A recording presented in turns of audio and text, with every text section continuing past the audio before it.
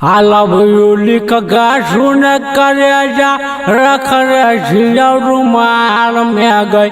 रख रसिया रुमाल में चोरा से मिला सुन पटल की अब हम नया साल में हाय डीजे वाला इधर मंजिया तो कई वाला गाना बजा हो चाचा हो कौन दुनिया में घूमे चाहे और नया गाना आए हन नया साल में गाल गोराई जे तो लगैया की अरे बाबू बड़न रे बड़ा निमन लगता है बजाओ नया साल में गाल गोराई जे तो नया साल में गाल गोराई जे तो म्यूजिक डायरेक्टर डीजे गुड्डू राज डीजे गुड्डू राज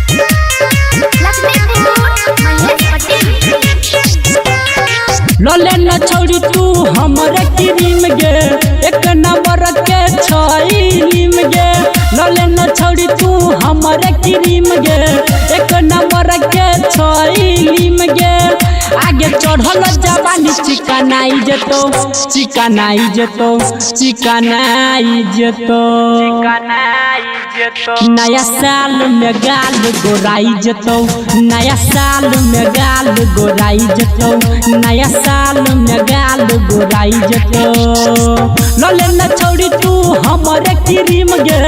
एक नंबर के छईलीम गे लले न छोड़ी तू हमरे क्रीम गे एक नंबर के छईलीम गे आगे चढ़ल जवानी चिकनाई जेतो चिकनाई जेतो चिकनाई जेतो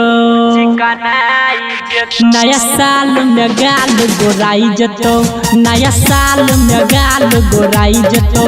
नया साल में गाल गोराई जेतो नया साल में गाल गोराई जे तो नया साल में गाल गोराई जे तो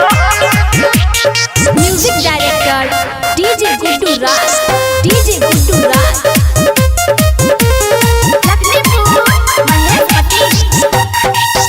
आ गेल सुन जान 2022 गे 2022 आ गेल सुन जान 2022 गे पूरा कोइरा देबौ तोहर सुन न ख्वाइश गे इ तो किरी मोह का बहुते खास गे लगी तू माल सुन सुपर झकास गे इ तो किरी मोह बहुते खास गे लगी तू माल सुन सुपर झकास गे आगे तोहरे पास बोलो भाई जेतो गेलो भाई जेतो गेलो भाई जेतो गेलो भाई जे तो नया साल में गाल गोराई जेतो नया साल में गाल गोराई जेतो नया साल में गाल गोराई जेतो नया साल में गाल गोराई जे तो नया साल में गाल गोराई जे तो म्यूजिक डायरेक्टर डीजे गुड्डू राज डीजे गुड्डू राज ये सब पर फोटो डालबी बहनाई बीरी लगे ये सब पर फोटो डालबी बहनाई बीरी लगे आई जे तो के गई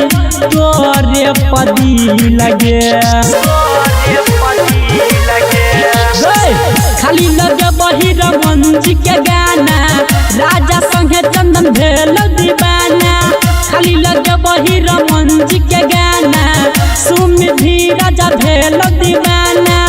सब न्यू ईयर मनाइल तो ये मनाइल तो ये मनाइल तो कनाई जे तो नया साल में गाल गोराई जेतो